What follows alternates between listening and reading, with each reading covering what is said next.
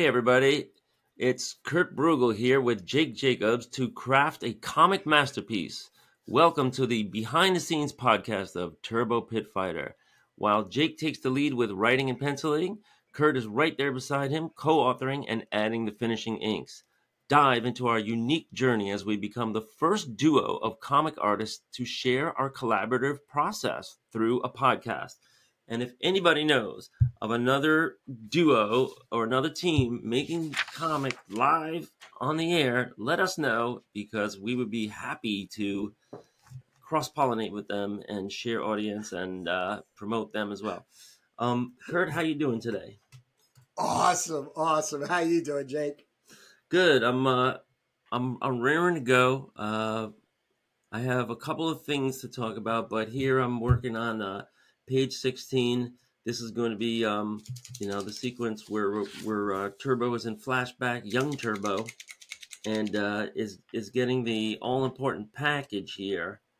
And this is what Denny O'Neil taught us young aspiring comic book writers when we were taking his class at School of Visual Arts. The MacGuffin. There's always a MacGuffin. Yeah. What's the MacGuffin? I was just thinking about that. Oh, it's that thing that really has nothing to do with the story, but drags people through. Right. I remember the ultimate MacGuffin, like, for me, was this old Steve Ditko story with when Spider-Man was meeting Doctor Strange.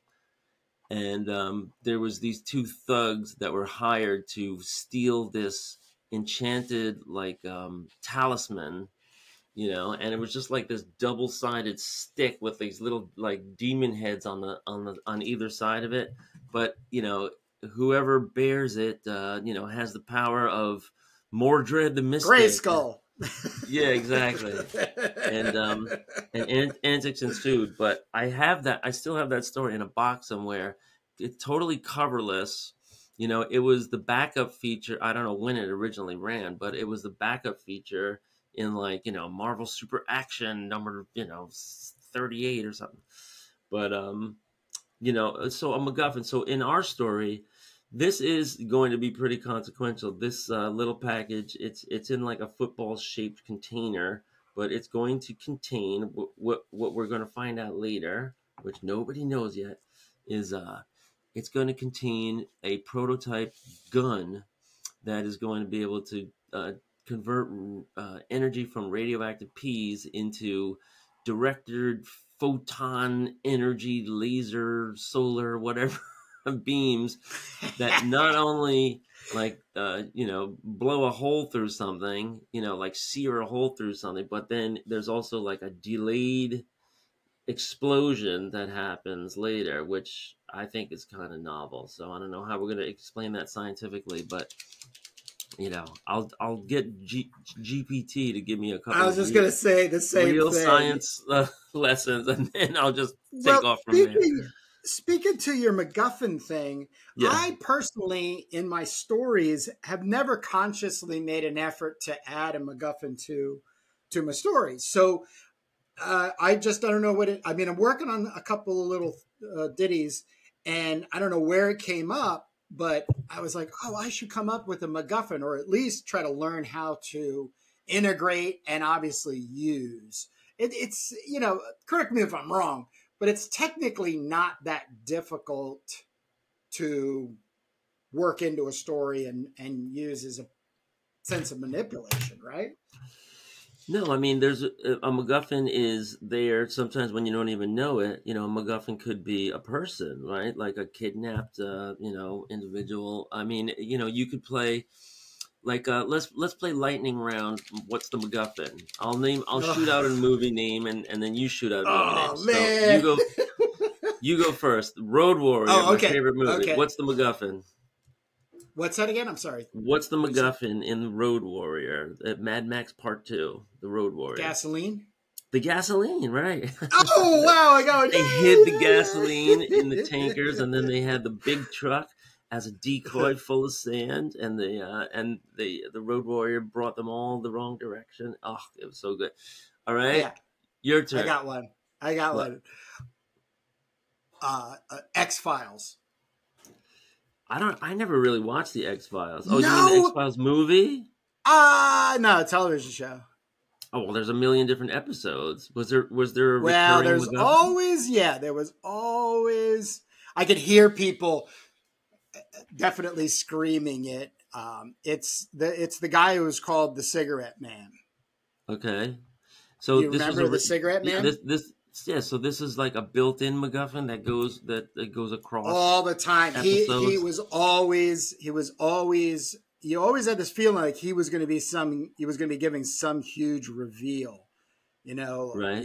but he was just That never there. came. He was just yeah, he was just there. And I remember, I don't even know if it was called MacGuffin back then, or if I was even aware of it when, because we're talking 90s, when you and Yeah. I were working together on stuff. And I just always thought that was so cool, that type of character, but I never understood the mechanics of him to drive a storyline.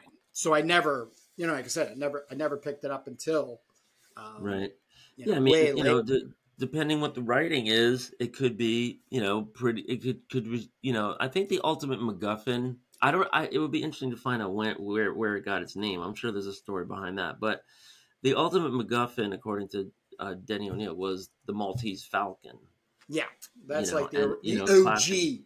bogey movie, right? Everyone's looking for Yeah, it. yeah, yeah. But you can. I mean, in the Avengers Endgame, it was like all the rings, right? It was always like, or the Tesseract, whatever. We've got to get that thing, before the others do. Um, so when you're writing, sometimes you plan it, or sometimes it just pops up. Like I think it's going to be interesting this uh when this weapon is used finally, when it's unveiled, and the destructive capability and all that. But MacGuffin is it's just there's a formula to this. I mean, Denny O'Neil taught us that there's a formula. He says, I don't care whether you're writing a half an hour TV episode, or you're writing a feature length movie that's like 2 hours long or longer, or whether it's a comic book, there is a formula, and he taught us what the formula is. You got to have a hook. You have a protagonist, you have an antagonist, characters. You have to feel something. The readers need to feel something about the characters. You need to develop characters by having them have examples of them showing their type or showing their personality traits. And everything has to be headed towards the conclusion, right? In an episode, there's never supposed to be anything extraneous. And the MacGuffin is, you have to establish a MacGuffin before long if you want the readers to say, okay, I'm going to be on this journey with you, as opposed to, I'm bailing out of this, I'm going to change the channel. So, he always spoke about his favorite writing was like the kind of like Dashiell Hammett, hard-boiled detective stories, and that was like the epitome of writing and suspense and action and everything, to him. But he loved TV. I remember this is going to date this, but he would always want to rush home and catch Northern Exposure, which was on Oh TV, wow, which was he was a wow! big What a fan of. Yeah, That was so good. yeah, And but you can't talk yeah, about licensing. It's yeah, not been released for whatever reason. I have done twice in my last, like, uh, especially during COVID, um, trying to hunt it down, and you can't get it on. I don't even know. I haven't checked yeah. in a while, like Yeah, I DVDs or mean, listeners anything. might not know, but this is a TV show that was supposedly Oh very my well written. god! I didn't get into it. I mean, I think right around the time they also had Twin Peaks coming out for the first Yeah, time, and it was there were kind of there was same some thing. offbeat TV happening, but it had high ratings. It was, I don't know. I mean, usually, like, I would be pretty hesitant for anything that was on broadcast TV. I mean, the X Files you mentioned, that was a pretty unique um, series for TV, because it did have kind of like a movie like quality to it, that you didn't find on most TV shows. I mean, when I think of like, a half an hour or a 1 hour drama, I think of like Heart to Heart and, Yeah. Magnum PI Love and, heart to Barnaby heart. Jones and, what were those bad science fiction ones? They had Battlestar Galactica and, you know, Bad. what was the one with Buck Rogers. Buck Rogers? Did they have him? Oh Robert Ulrich. I remember when I was a little kid, my dad used to watch every garbage TV, show just to like clear his palate from the workday.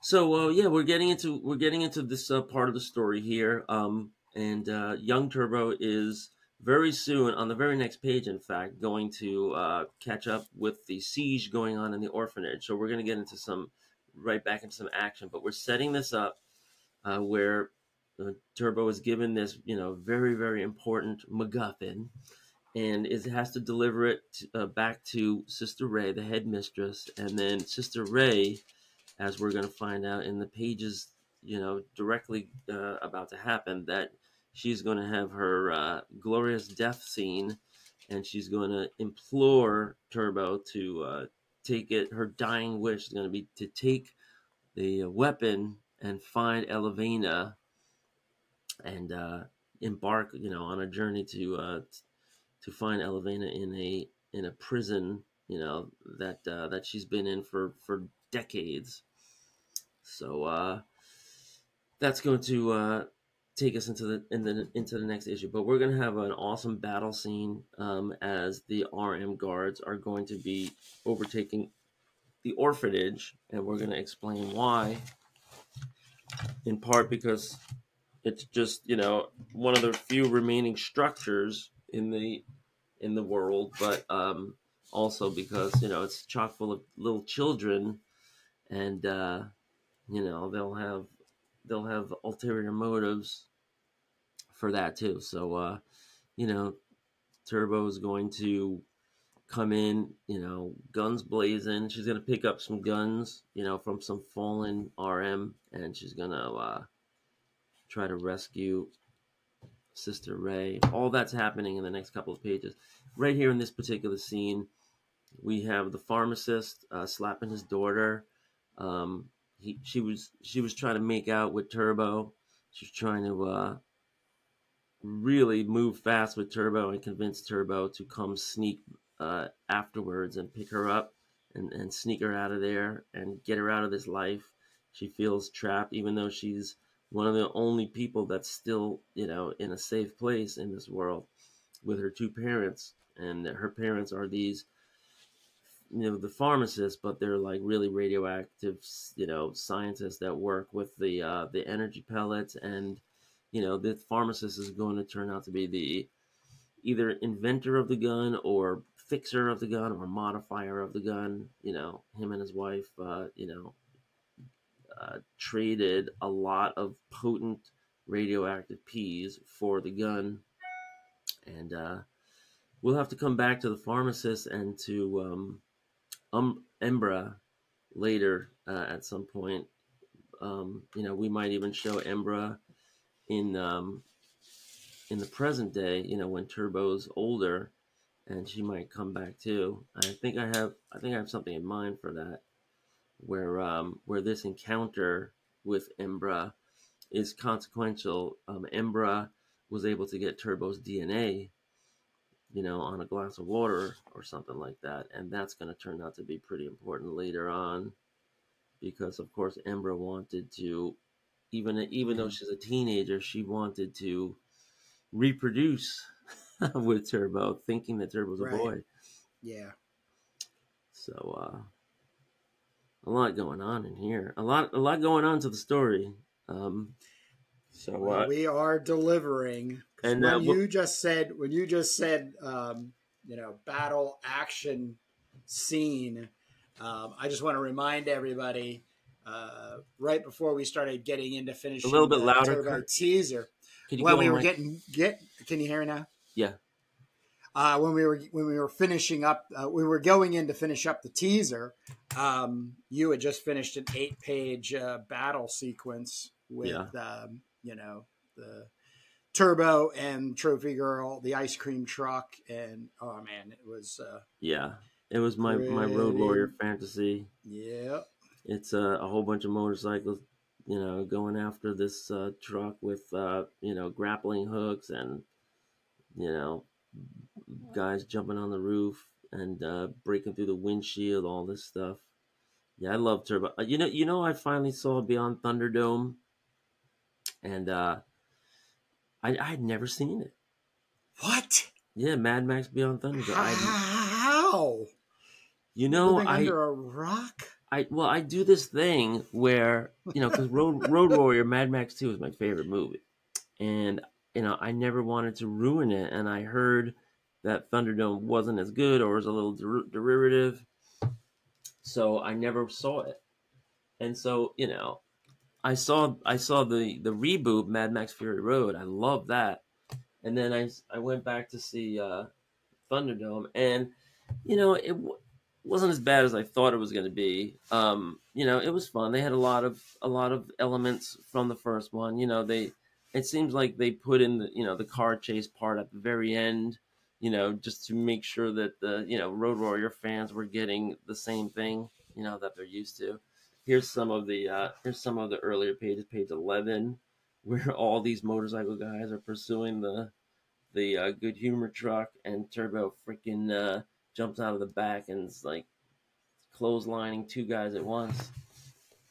Um, but yeah, it was a little slow in the middle, where Road Warrior, where Max is like, he keeps getting knocked out and incapacitated and stuff, and they have to like nurse him back to health, and he's discovered by these a group of children, like a sect or something, of like, and they all talk weird, they all talk funny. I'm just trying to see what these goggles look like so I can reproduce it. Look, right from this page to this page, I changed the goggles. Oh wait, no, these are the glasses underneath the goggles because on this page he has these goggles. So those are like outer goggles. He's got two sets of goggles. Got it. But it kind of delivered. It obviously wasn't as good as the first one. Tina Turner brought a lot of star power. I didn't know she was going to be out in the cars, like on the road. Oh man, she was I boss. wonder like how they managed to get her out in the outback, in these like hopped up, uh, vehicles. But Road Warrior, Mad Max, Road Warrior did not have the benefit of special effects. And Fury Road, I think the director George Miller prided himself on not having CGI and not having special effects and doing all these kind of Yep. stunts with these guys on like these weird poles, that go from one car to the other, and then all these smoke effects and bombs and stuff. So just an amazing series. But I definitely had that in mind for this, Turbo Pit Fighter series. It's going to be pit fights and other stuff too. But I love the Road Warrior, so we're definitely putting that in there. And so I see you are at the part where issue one, um, shortly after Turbo meets Trophy Girl, there's kind of like a massacre downstairs in the office of the proprietor when Turbo was trying to see if she can negotiate for the Trophy Girl, and withdraw her as a prize to the two meatheads that are fighting it out in the pit. Um, Yeah, this is page 8, which is the second page. Will be the second page for the second teaser, Turbo teaser. So right, we and are hustling along. yep, and she's getting surprised. She's that, well, if everybody's killed downstairs, then it must be about to go bad upstairs, and Yep. that's gonna be quite an action sequence you're jumping into there. Yeah, because then she's getting chased out to the ice cream truck. that's the whole Yeah, but thing. before that, she like hides behind the bar where they're using these like machine guns to like shatter a million different bottles in excruciating detail. So I know that happens first, and then they they try to make off with the trophy girl, and then and Turbo is going to spring into action and take on a whole group of them outside. Um, yeah, so it's all happening. I think they're just going to like cut down everybody in the audience, right? It's just going to be a pylon of bodies, right? Yeah, They so just this is start page shooting, 9. So this is right? page 9. Before we had gone into making the turbo teaser, which was probably about 2 months ago, I had done this inking, this base level inking line wise for the first 20 pages. So I'm just coming back to them and I'm giving my value system in inking to each of these pages as we move along. And of course, then we'll have to do the lettering. But yeah, this is in the fight. It's still going on. But then there's the trickery. Obviously, then the RMs show up. They're all hooded, click, clack, clack. And they're going to start mowing everybody down. Yeah, they're the fix is in. So Yeah. so that's going to be it. Yeah, there you go. There you hit some interesting sequences. So um, I was going to ask your opinion here because I kind of used the dialogue here in my notes already on the previous panel. I kind of like squeezed it in ahead of time. Ember, get a grip. We need you watching the cams at all times. I put that in here because remember this was like kind of like a packed in page. Father, I was just yeah. Enough lies. We can't leave you alone even for a moment. We need you watching cams at all times. So now he's gonna smack her, and I don't have what he's saying here. See how I was gonna have this like as one big panel, and he was gonna be smacking her in silhouette, but I changed it to make it like the mom is ushering her out the door, and she's getting smacked over here. And here I want to say, um, there's someone approaching, like, but I'm not sure how to say it. I think I was gonna do like, now we have strangers approaching, or now we have RM approaching. Do you see what you've done? Or you know, I'm not sure how, Or what or about just being found? I what's mean, that? they aren't they kind of hiding? I Well, mean, they're not up. the pharmacy is there. It's a known thing, right? Oh, It okay. and I guess they just let them survive because they were a pharmacy. They have their cover stories that they're a pharmacy. But every time they get they might have spotted Turbo, like on drones or cameras or whatever, and so they're following Turbo, to the pharmacy, and I guess they want to try to find out. So, they're gonna we're not going to explain, they're going to be in a pickle. There's RM approaching. They'll have to talk their way out of it or something, but it's risky. But they need to know ahead of time, if somebody's approaching, so that they can, get their alibi in order. And they have to be on top of it. They have cameras set up, and they have. I mean, one thing there's also going to be set up in this world is there's going to be radiation detectors, so that you should be able to detect radiation at a distance, and you can tell like, oh, that car's got some peas in it, or that building has some peas in it, or whatever. So they might, and so then there's shielding, and shielding will hide that that, and so shielding becomes important, right? And we're also going to have to explain that the radioactive peas are deadly. They can kill people. You're getting exposure to radioactivity, so the shielding is important. And I just want to know what to say here. So I just want to be like, now we have somebody approaching, and we lost we only have minutes to to get to hide everything. We've got to get So this that's place in the order. that is a, but the confusion I feel right now is, like I said, it's a public business, No, it's been but in closed. the It's been shut down. It's been shuttered for a long time. They just live there. yeah, but that's what I was saying. I thought that's, they're nobody knows who they are. So as you were just going on, that they've been detected, that would be the first thing. The radiation would have given them away, right? Yeah, well, they're in a How would somebody know that they're in there unless they're just, the RM are just being very well. meticulous? Let's get to the point where I kind of plotted this out without thinking too many things through, to the point now where we have to explain 20 it. years ago. Right. They're one of the last buildings standing. They're in a zone that was a restricted zone, and that's why there was a checkpoint at the very beginning, and the checkpoint just got blown up. So, there's it's kind of like an incursion, into this zone, and there might be some other structures with people still in them, and some kind of different institutions that are still like surviving and feeding people and different things, right?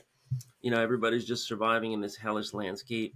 You know, um, I think we want to have it where, like, pit fighters and their entourages, are a little more like privileged. Like they have more resources and they have more, relative security and stuff. But yeah, everything's kind of falling apart. At the same time. And I want to explain that somehow. So I just want to, I'm going one word balloon at a time, and I just um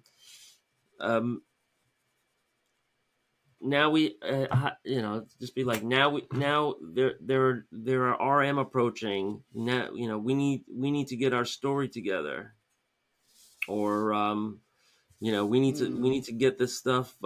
We need to get these peas, hidden, or Well, something like. Turbo's got to get. That means then Turbo just needs to get the hell out of there. Yeah, It's her Turbo. problem now. Yeah. It's her problem now. Turbo is being hustled out the back here, and it's gonna say, right here, the delivery was as prescribed. This is the package for Sister Ray. You must guard it with your life and must never let anyone open the case. The ladder at left will take you straight down to the aqueduct. Geez, all those P's for this. And then slam. Turbo is going to Turbo, and so we're gonna have Turbo narrated here. I could still hear Ember screaming, "Turbo, please come back!" And then I want another word balloon here. I think here, just something that Turbo will say. The package is on the heavy side. Must be a lot of shielding to it. Um, I don't know if I should make this. Yeah, I don't know. I might have drawn myself into a corner here, but I want to make this little alley, and I don't know if I want to have Turbo saying it out loud. Well, can't she just have her own thought balloon?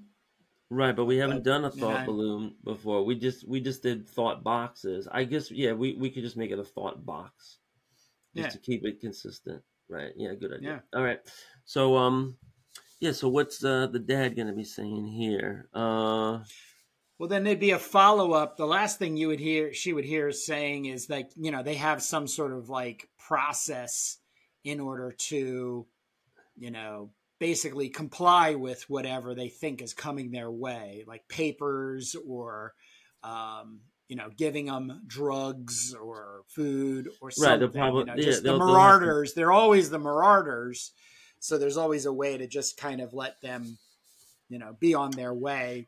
Yeah, you know what? Let's not say RM approaching, because the RM were just bombed, right, by those drone charges, and we'll just say there are strangers approaching, Yeah.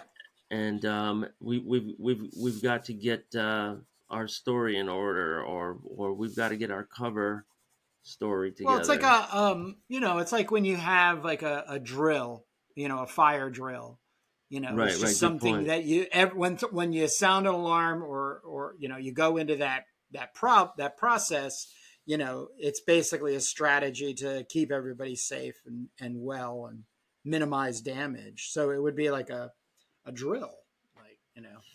Right. Yeah, maybe it would be good if we could refer to some kind of like practice, that they've had. Yeah, there there are strangers approaching. You know what you're supposed to be doing right now. Yeah, to your We have to get our post. cover story. Yeah. All right. So I'm just gonna write that very lightly. There are strangers approaching, and boy, I never thought like how important when you're trying to limit uh, text, how important it is to have just the words fitting on the line. There are strangers. See, I'm gonna have to move it all the way over. See how many times I have to do this? Crazy. Uh, because Crazy. this is the trim line here, so everything here is gonna get cut off, and you want to stay a little bit away from the trim line too, wherever possible. But you can't do there are and then strangers approaching next line. So there are strangers. Oh Upon us. no, how about strangers are now approaching? There. Oh, okay. There are now strangers. I want to say because he's trying to blame her. Yeah, because she's not watching the monitors. Right. She wasn't watching the monitors, so something triggered to Papa that strangers were approaching. Yeah. Well, she should have been watching the cam. There's strangers Yeah, she should approaching. have been the one that sounded the alarm. Right. She should have been the one that been like, Papa, Papa, strangers are approaching. Right. Strangers approaching, and that. But then what? We need to get our affairs in order. We need to you need to you need to set up Be prepared. yeah, you need to prepare our cover story. Uh, we must Well, prepare our cover story. well, what this not? It's not. Well, you know, once again, there's just everybody is fending for themselves, and this pharmacy is now just where the residence is. But I think what you're also alluding to is they are doing nefarious things, or things that Yeah, would they're be part of the looked upon resistance. as the resistance. So they just have to go into act normal mode. Like, all Right, right, everybody, positions, act normal, right. action. We You know, must put things it in could be order. that corny. We must make things seem normal. Yeah, yeah. Put everything back to the way it was. Yeah.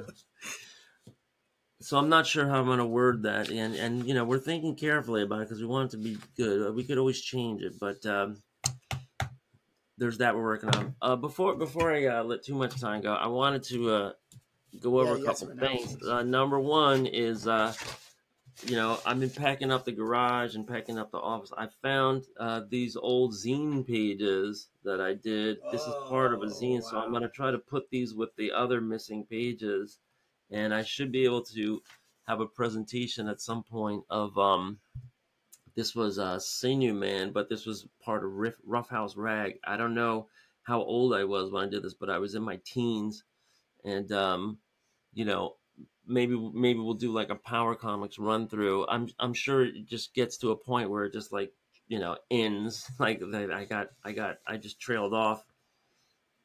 Um, Other thing was I did have this art opening last week.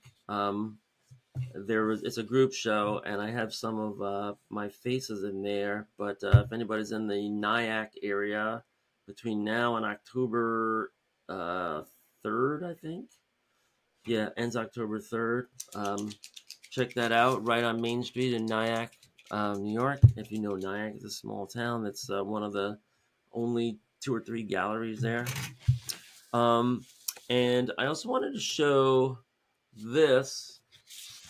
This was a design I made, and this Yeah, I'll is throw it up. You sent me a copy of it. oh yeah. So I'll put a yeah, nice clean copy up. Kurt can put a nice clean copy up there. But I did this design for my buddy's 60th birthday. This is a musician friend of mine. He was my guitar player from 2004 till like 2000 and I don't know 5, and then he became my bass player from 2005 to 2010, and he's been on and off, you know, till years later. I think he finally quit my band, the Von Ghouls, in like 2015 or something, because he got in with these great hardcore bands, Whiplash and Leeway, and he playing some really big tours and festivals with them.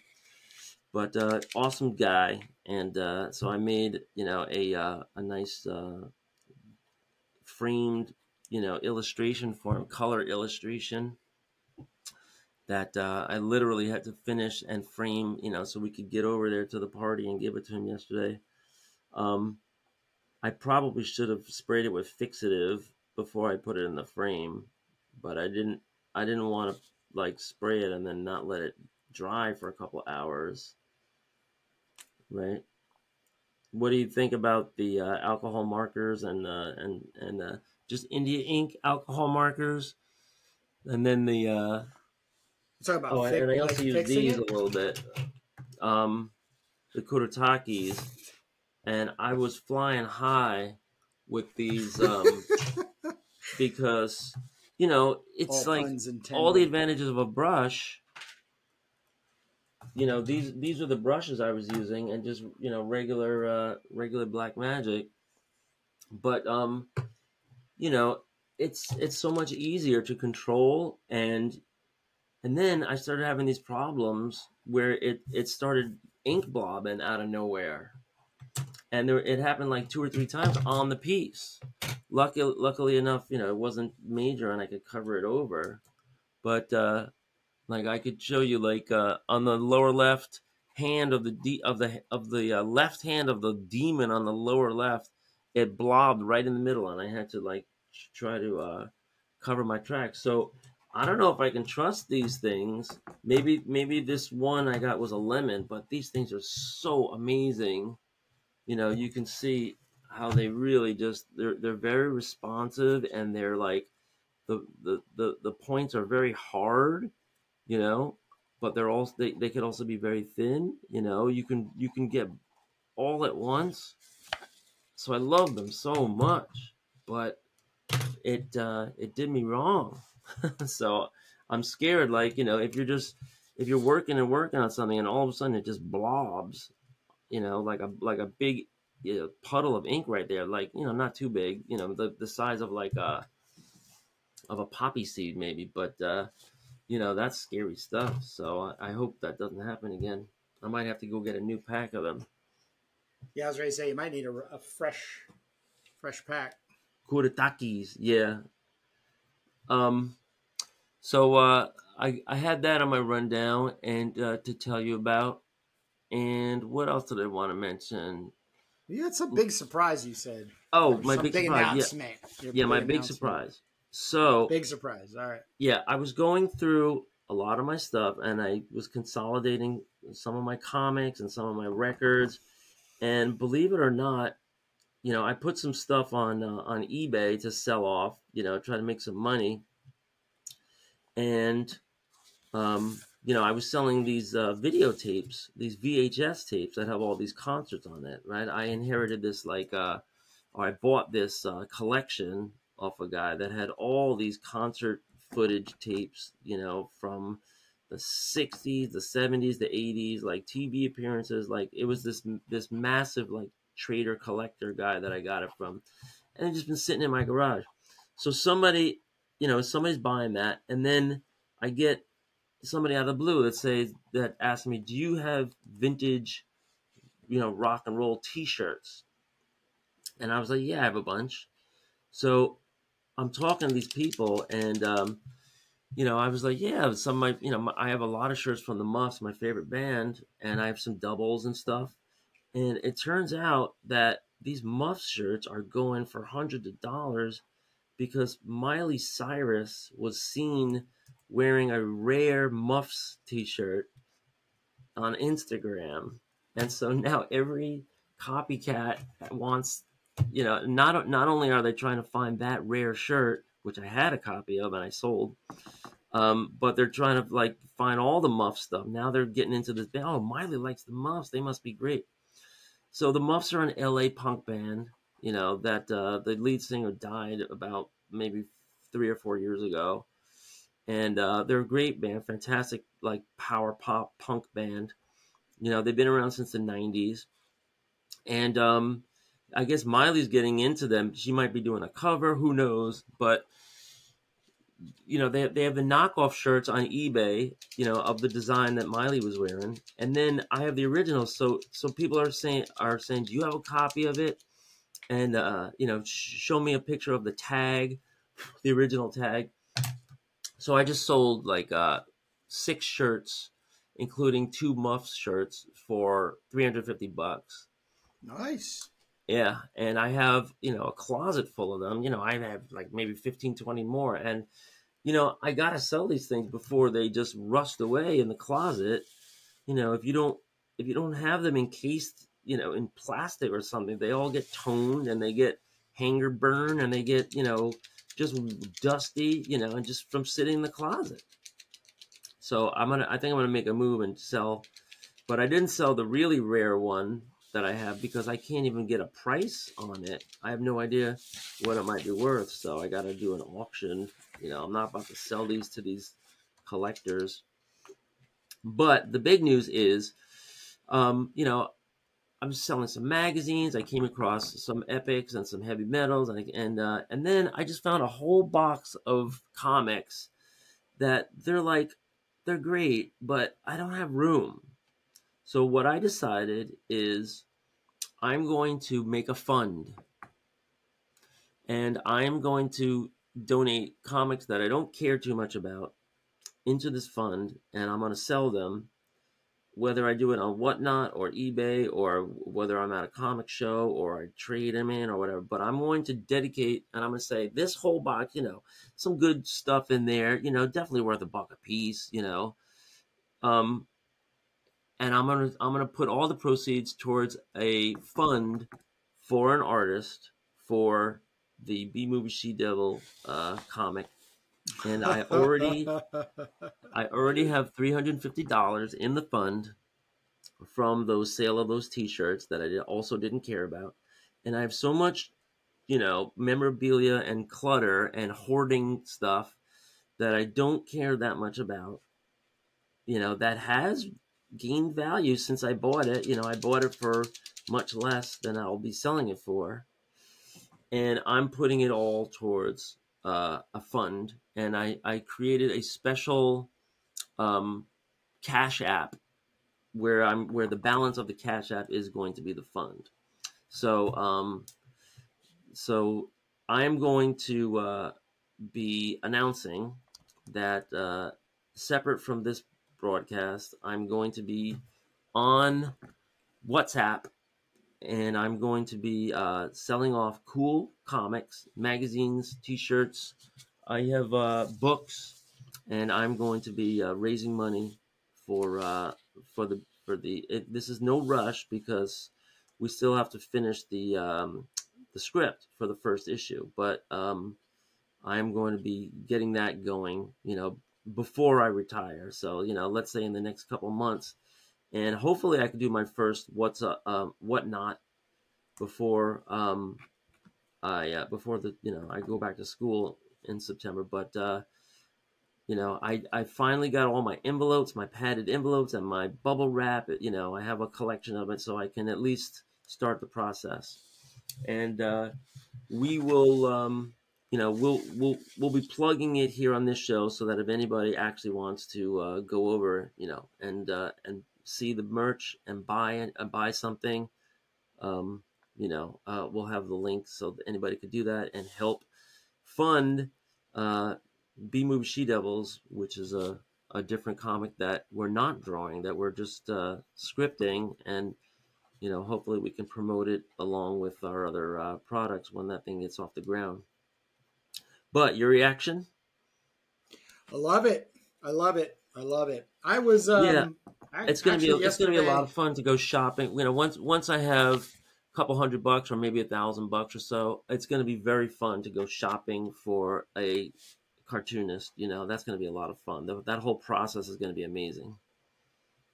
Yeah, I was just on DeviantArt, and A little louder, there, Kurt. there, I was just on DeviantArt and yesterday, and I'm building a folder of individuals. I think that would be great for penciling. Yeah, yeah. Well, you've been starting to compile a list of people that you want to get on the show and just spotlight and you That know, too.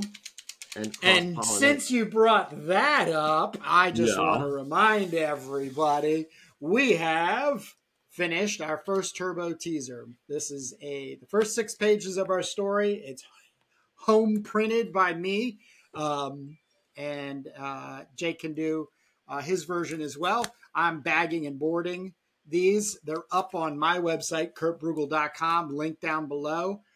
We have been making sales, but more importantly, I'm mailing these out to other indie creators to get them to send us a copy of their comic in order for have them on the podcast. We do a comics that influence, but we have already done 2 indie comic creator podcasts where the 3 of us get together and we talk about making comics, how to get an audience, and the future of comics. So please, if you're an indie comic book maker or somebody that's contributing to the chatty promotion of indie comics on YouTube or anywhere else, please get in contact with us.